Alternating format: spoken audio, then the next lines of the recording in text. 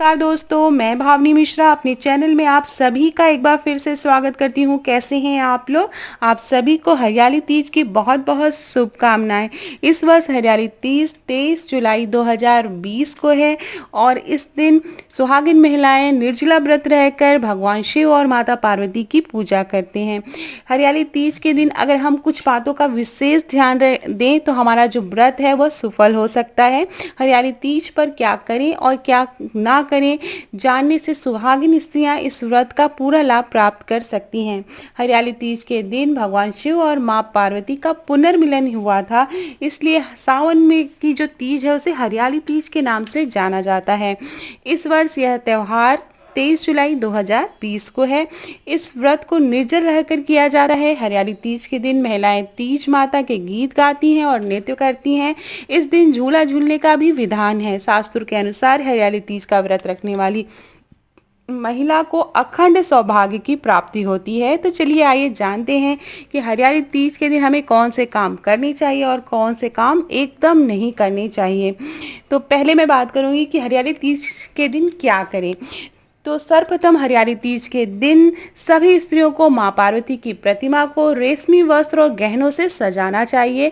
स्वयं भी 16 श्रृंगार करना चाहिए। हो सके तो हरे रंग का वस्त्र या साड़ी और साथ में हरे रंग की चूड़ियां पहननी चाहिए।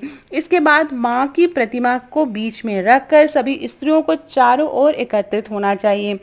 हरियाली तीज के दिन सभी स्त्रियों में से एक स्त्री को हरियाली तीज की कथा सुनानी चाहिए और सभी स्त्रियों को ध्यान पूर्वक कथा सुननी चाहिए।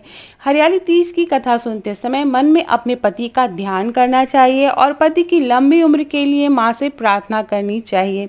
हरियाली तीज के दिन मां पार्वती की पूजा के बाद लाल मिट्टी से स्नान करना चाहिए। माना जाता है कि लाल मिट्टी से स्नान करने से महिलाएं पूरी तरह शुद्ध हो जाती हैं। हरियाली तीज के दिन तीज माता के गीत अवश्य गाने चाहिए। इस दिन महिलाएं गीत गाने के साथ साथ पारंपरिक नृत्य भी करती हैं। हरियाली तीज के दिन झूला झूलने की विशेष प्रथा है, तो इस दिन झूला जरूर झूलना चाहिए। हरियाली तीज के दिन सुहागिन महिलाओं को पूरा श्रृंगार करना चाहिए। अगर आप अपनी बेटी के यहाँ सिंघारा भेज रही हैं तो उसमें सुहाग की सभी वस्तुएं अवश्य सम्मिलित करनी चाहिए। ध्यान दीजिएगा कि कोई भी सुहाग का सामान छूट ना जाए, जैसे कि सिंदूर, बिंदी, चूड़ी, बिछिया, जो कि सुहाग का प्रतीक माने जाते हैं। इन चीज़ों को अवश्य सिंघारे में रखना चाहिए। हरियाली तीज पर मां पार्वती के साथ साथ भगवान शिव और गणेश जी की पूजा अवश्य करनी चाहिए। तो ये कुछ बातें थीं जो आपको विशेष ध्यान रखनी चाहिए। पूजा करते समय सच्चे मन से मां पार्वती, भगवान शिव और गणेश जी की पूजा करनी चाहिए। और अब मैं बताने जा रही हूँ कि आपको कौन कौन से काम नहीं करने चाहिए या कौन से काम एकदम वर्जित हैं वो ना करें। अगर आप हरियाली तीज का व्रत रख रही हैं तो किसी भी प्रकार से अपने पति से छल या कपट ना करें और न ही उनसे झूठ बोलें। स्पेशली हरियाली तीज के दिन उनसे लड़ाई झगड़ा ना करें। हरियाली तीज के दिन ना तो किसी की बुराई करें और ना किसी की निंदा करें। ऐसा करने से जो हरियाली तीज के व्रत का जो आपका व्रत का फल है वो पूर्ण नहीं होता है, सुफल नहीं होता है। हरियाली तीज के दिन अपने पति के साथ कोई भी दुर्व्यवहार ना करें, क्योंकि जो व्रत है आप उन्हीं के लिए रख रही हैं, तो उनसे झगड़ा विवाद ना करें। हरियाली तीज का व्रत निर्जला रहने की कोशिश करें। इस दिन पूरे विधि विधान से रखें, लेकिन गर्भवती महिलाएं और बीमार महिलाएं फलाहार करके व्रत रख सकती हैं। हरियाली तीज के दिन श्रृंगार को अधिक महत्व दिया जाता है, इसलिए इस दिन 16 श्रृंगार अवश्य करें। पैरों में आलता लगाएं, चूड़ियां पहने, सिंदूर लगाएं, जितना भी श्रृंगार होता है, हाथों में मेहंदी ज़रूर लगाएं। तो ये 16 श्रृंगार अवश्य करें। हरियाली तीज के दिन हो सके तो आप हरे रंग का वस्त्र करें। हरियाली तीज के दिन काले और सफ़ेद वस्त्र का प्रयोग एकदम वर्जित है। आप कोई कपड़ा आप पहन रहे हैं जिसमें काला रंग हो या सफ़ेद रंग के कपड़े एकदम नहीं पहनने चाहिए। इस दिन लाल या हरे रंग के वस्त्रों का ही प्रयोग करना चाहिए, जो कि सुहाग का प्रतीक माना गया है।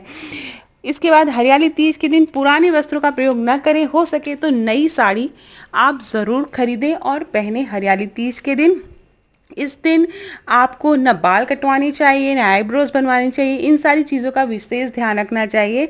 बालों में तेल न लगाएं। तो ये सारी बातें, छोटी छोटी बातें हैं जो हरियाली तीज के दिन हमें ध्यान में रखनी चाहिए। अगर आप व्रत है तो घर में नॉनवेज, लहसुन, प्याज को भी आप ना बनाएं, सात्विक खाना बनाएं। जो बाकी लोग व्रत नहीं है उनके लिए भी आप सात्विक खाना बनाएं तो ज़्यादा अच्छा होगा।